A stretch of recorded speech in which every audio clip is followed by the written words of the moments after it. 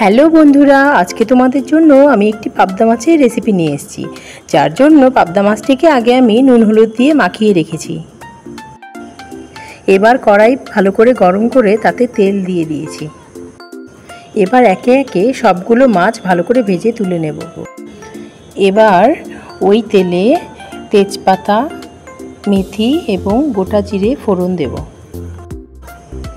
এবার আমি কিছু আলু ধুয়ে পাতলা পাতলা করে কেটে নিয়েছি, সেটা আমি ফোড়নের উপর দিয়ে ভালোভাবে ভাজতে থাকবো এবং ভাজার সময় আমি একটু হলুদ গুঁড়ো দিয়ে দিয়েছি।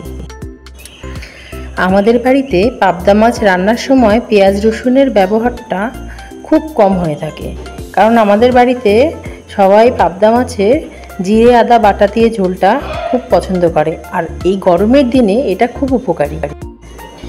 আলুটা ভালোভাবে ভেজে নিয়ে জিরে বাটা, আদা বাটা এবং কাঁচা লঙ্কা বাটা দিয়ে দিয়েছি। বাটা মশলার সাথে আমি একটু জলও দিয়ে দিয়েছি। এবার এই মশলাটিকে আমি সুন্দরভাবে কষাতে থাকবো এবং ততক্ষণ পর্যন্ত কষাতে থাকবো যতক্ষণ পর্যন্ত তেল না ছেড়ে আসছে। তেল ছেড়ে এলে কষানো সম্পূর্ণ হবে। বন্ধুরা, ভীষণ গরম পড়ে গেছে, কিন্তু তোমরা বেশি বেশি করে জল খাচ্ছ তো? এই সময় জল বেশি বেশি করে খেতে হবে, আর যাদের ঘরে ছোট বাচ্চা আছে তাদেরকেও বেশি বেশি করে জল খাওয়াবে এবং ফলও খাবে সাথে। বাচ্চাদের কি, বাচ্চারা বেশিরভাগ ফল এমনি খাওয়ার থেকে ওরা জুস করে খেতে বেশি পছন্দ করে। আমার ছেলেও তাই, যে কোনো ফল ওকে জুস করে দিলে বেশি ভালো। কিন্তু খাবার বা যে কোনো ফল যত চিবিয়ে খাবে তত সেটা শরীরের জন্য বেশি উপকার। তোমাদের সাথে কথা বলতে বলতে মশলা কষানো আমার কমপ্লিট।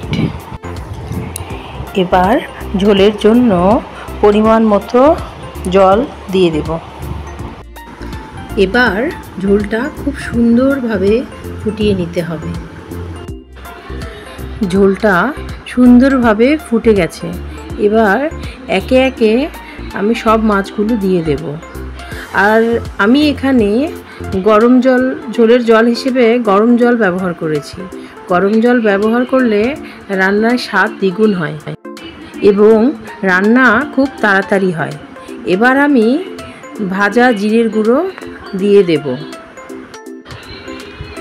তোমরা এখনও যারা আমার চ্যানেলটিকে সাবস্ক্রাইব করোনি, প্লিজ সাবস্ক্রাইব করে দিও এবং রেসিপিটি একবার হলেও ট্রাই করো। কার কেমন লাগলো কমেন্ট করে আমাকে অবশ্যই জানাবে। ওকে বন্ধুরা, সবাই ভালো থেকো এবং সুস্থ থেকো। Thank you.